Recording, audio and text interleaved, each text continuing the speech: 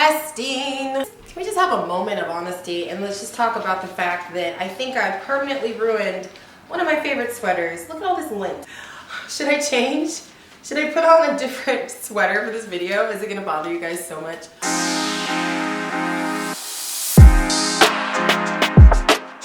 Okay, you can excuse my linty sweater. Welcome to another episode of Brit Space. Okay, so let me just get into this quickly so this video is not a million minutes long. So I haven't done a Q&A for a long time and you guys have really great questions. So I decided yet again to get on Instagram and do one of those really corny little ask me anything. But you guys asked me really good questions. Will you get married again? We're just getting right in there with these questions. The answer is I have no idea. I have no idea. When do you decorate for the holidays? This question can be very controversial. The last couple years, I've waited till the day after Thanksgiving. Now, I will say, I feel like that was a little late. Like, I feel like having exactly 30 days, and now this year Thanksgiving is super late. It's November 28th. I will probably be decorating mid-November because Thanksgiving is normally when I do it, like after Thanksgiving, but Thanksgiving is so late this year, I cannot miss out on holiday spirit. Current music playlist. I love Spotify a lot. And I get a lot of comments on Instagram when I pick my music, like, where do you get your music from? A lot of times I will just listen to random playlists on Spotify, and then whatever songs I like, I save. My favorite playlist on Spotify is Mood Booster. If you have Spotify, go into the moods section of music where you can just search, and then there's a playlist called Mood Booster, and I love that playlist. On your last vlog about co-parenting, has Austin moved back to KC? Yes, he has. I thought that was kind of apparent, but I mean, I don't know if I ever really came out and said that, but yes, Austin is moved back. He's been back for several months now. So yeah, it's actually made co-parenting possible and a lot better, and it's made our relationship as co-parents a lot better. Everything is just a lot better in that spectrum. So yes. What's your favorite color? My favorite color is yellow. I've been loving this color, which is why I'm still wearing this sweater even though it has lint all over it. I've really been loving this kind of like rust color for the fall, and gray. It's also kind of basic, but my top 3 favorite colors would be yellow, then gray, and then like a rust or even a red. Do you sing? I do sing. I think my voice is decent. I've sung on vlogs before, but I also get a little self-conscious because I like my own voice, and I think that I sound decent, but I don't always like putting myself out there while singing, if that makes sense. Like, I sometimes feel weird just putting up a video of just me sitting there singing. Like, if I'm singing with someone or playing and singing piano or sharing something like that, I don't feel weird. Or if I recorded something, hint, hint. Have you started watching Christmas movies yet? I haven't yet. I feel like if I had the Hallmark Channel, I would have started already. Where's that book you're gonna write? Shout out to you people keeping me like accountable, because I've been talking about this book for years and y'all just keep asking me about it. It is happening. I'm gonna be honest and say I can't decide between what genre. For a while it was just this kid's book, and lately I've had another idea for a book in my head. So I'm kind of trying to figure out which direction I want to go. But the book is happening, okay? 2020. One food you dislike and one food you love. Oh, these questions are so great. I love you guys. One food I dislike, Brussels sprouts. As a child, I gagged eating them, and that's just imprinted in my brain. But I don't care how you've made them. And I've had people tell me, oh, you make them this way and you do this and you put this and they're amazing. I've had them made so many delicious ways and they are just disgusting. I can't. Oh, the texture, the smell, I can't. Food that I love, there's a lot of foods I love. I mean, I do love shrimp a lot. I love seafood. But it's hard to find really good seafood in the Midwest, so I don't eat a ton. But if I travel anywhere that has really good seafood, I'm all about it. How do you know it's time to get out of a relationship? Friendship or partner? Oh, that's a really good question. I would say when it's starting to feel unhealthy, when it's stressing you out. And I don't mean just stress. Like, obviously any friendship or relationship is gonna have moments where, you know, you go through stress or you disagree. I think that's how you can tell when something's actually good, is if you struggle through it and you make it through. So I'm not just talking about normal stress. I'm talking about where you mutually just don't connect. Let's talk about friendships, for example, where it's not two ways. It's you pouring into this person 24/7 all the time, and it's never reciprocated. And I'm not even meaning like we have busy moments. You know, I have friendships where it's like one of us is really busy, I'm really busy, we don't always connect.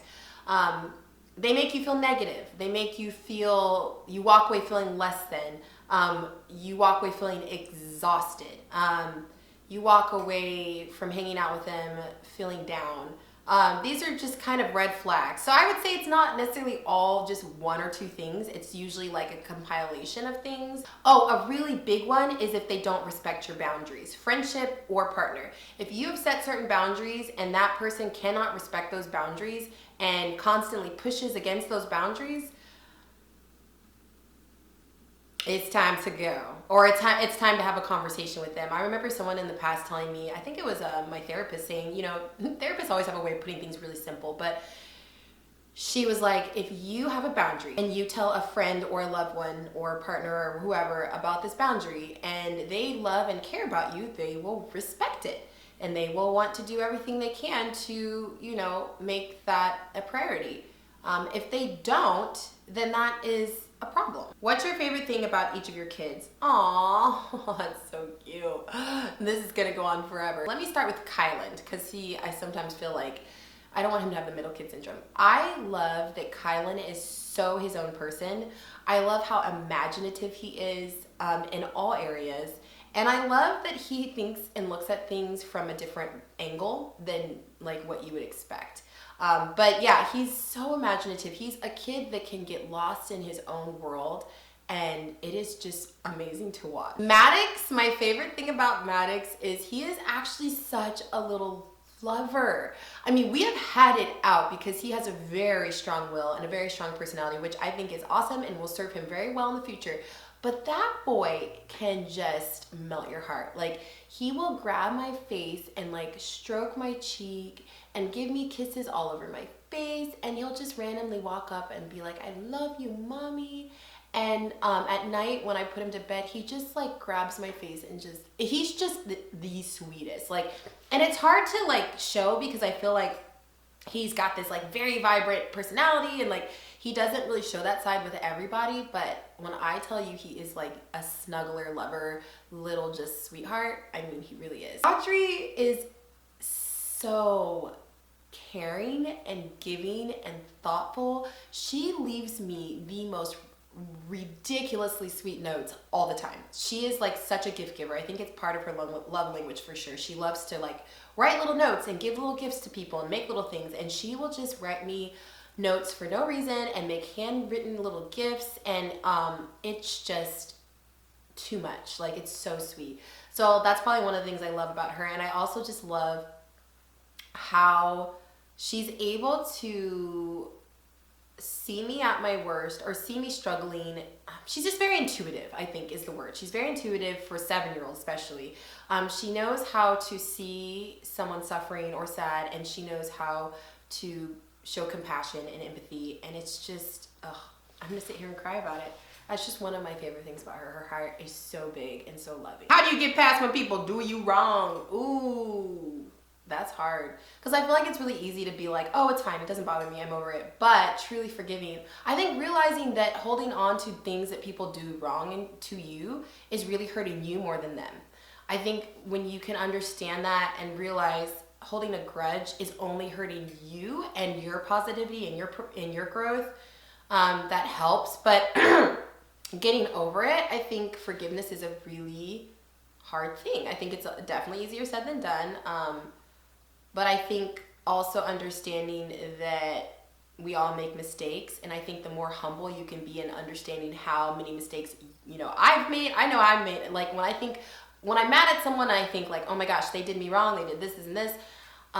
Realizing how many things I've done wrong in life and still God forgives me and cares for me. It's really hard to hold that standard to someone else when you look at, yourself and think, well, I've screwed up things and I've done things too. You know, I think it just takes humility. What's your kids' full names and how did you pick them and why? Love your kids' names. You guys have so many great questions this time. This is gonna be like the longest video ever. Okay, so this is hilarious because I have always loved when people are like, I named my kids because it means this, and I named my kids after this, or this like really important family name. I literally just thought of my kids' names like out of my head. I've always loved thinking of names, like even before I had kids, before I was married, before any of that, like when I was a teenager, I would just sit and like think of like names I want to name my kids because I was that kid. So Adriana was my princess name when I was younger. Everyone has a princess name, right? But no, Adriana was like when I was playing with my cousins and we were pretending we were princesses, I would always be like, I'm Princess Adriana, because I just thought it was like the most beautiful name and I just loved it. And then Elise, it just flowed. I just thought it was pretty. Her middle name is Elise with an A, so it's Adriana Elise. I just thought it sounded beautiful, so that was her name. I will be honest, I have no idea where Kylan came from. It literally just came out of my head. Like, I'd never heard anyone else's name. I know he's not the only Kylan, but I just have never heard it before. But I liked it because it was unique.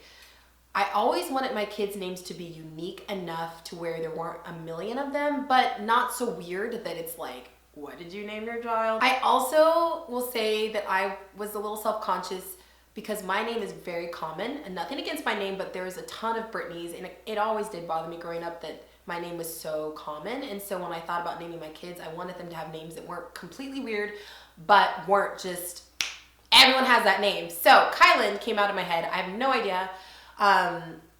Austin really liked Kobe, like as in Kobe Bryant, and I thought that was cool, but I also never wanted to name my kid after a celebrity. We thought about Kobe as a middle name, and then we love the name Coltrane, so we thought about that. I never wanted a junior per se, because I just feel like it can get confusing, but I wanted him to have part of his dad's name, so Kylan Austin was just perfect. And it's hilarious because Kylan looks so much like his dad, so it's just cute that he does have part of his dad's name. Another thing, I wanted a middle name. So I wanted all my kids, after we named Audrey, her middle name was Elise. I was like, let's stick with a middle name so that all the kids have the same initials, like Ann, Can, Man.